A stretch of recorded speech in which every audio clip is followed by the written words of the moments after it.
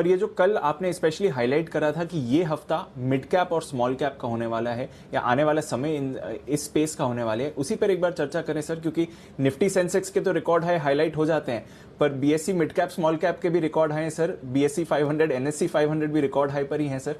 तो वो जो एक्शन आ रहा है मिड कैप स्मॉल कैप में, उसके बारे में एक बार फिर से जरा दर्शकों को बताएं सर। बिल्कुल दीप, और दोनों इंडेक्स लाइफ टाइम हाई पर हैं, तो स्मॉल कैप और मिड कैप शेयरों में भी अब एक्शन बनता हुआ दिख रहा है। 12,400 ये लाइफ टाइम हाई था निफ्टी का, वहां से आप 13,400 1000 पॉइंट ऊपर आ चुके हैं।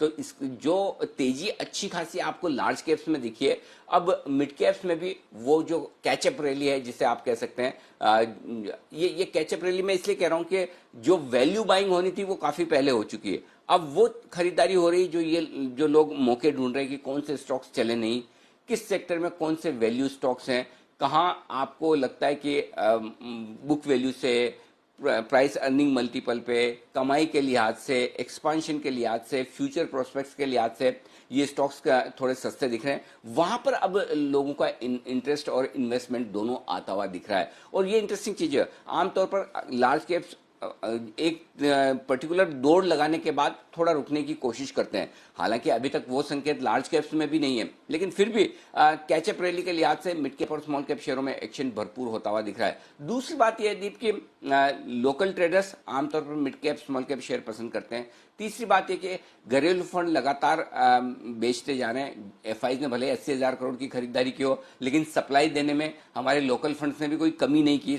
सोचिए, अगर आप 60,000 करोड़ के आसपास की, 55,000 करोड़ के आसपास की बिकवाली अगर घरेलू फंड की नहीं होती और 80,000 करोड़ की खरीदारी अगर पिछले 24 दिनों में एफआईज कर ले, तो इंडेक्स कहां पहुंच सकता था। लेकिन उनकी लगातार सप्लाई की वजह से भी रुका हुआ है। तो अब जो हमारे घरेलू फंड पिछले 25 दिनों से बेच रहे हैं, उनके लिए अब लार्ज कैप यहां पर खरीदना बहुत मुश्किल है।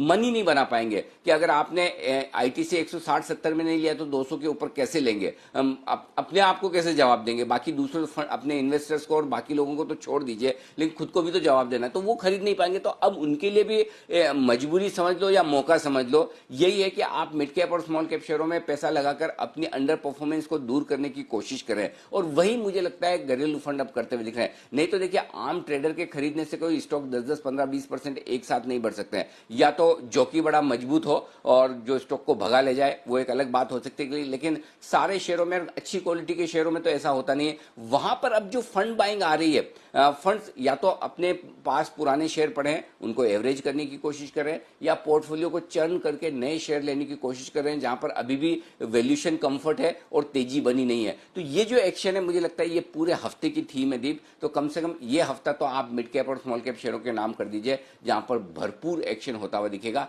बात की आगे देखी जाएगी।